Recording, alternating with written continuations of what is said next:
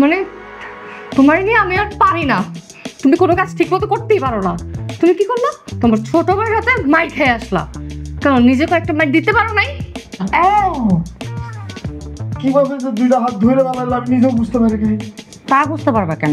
হাতটা দুটাতে তোমার এমন ভাবে মারলো, এখন বুঝো মজা। ওরে বাবা, আরে শোনো, ও আমার মারতে পারছে নাকি? হ্যাঁ,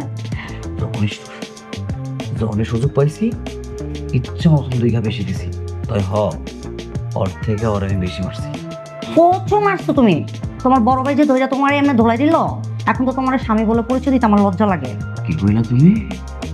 হ্যাঁ, আমার স্বামী সে পরিচয় দিতে তোমার লজ্জা করতেছে?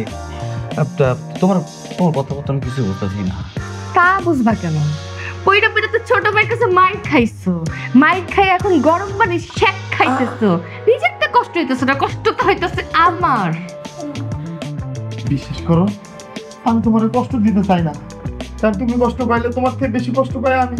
তুমি তো আমার কি তোমার বুঝাইতে পারো না।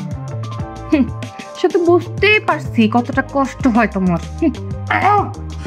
আসতে দাও, তোমার তো দেখে আমার প্রতি কোনো মায়া দয়া কিচ্ছু নাই।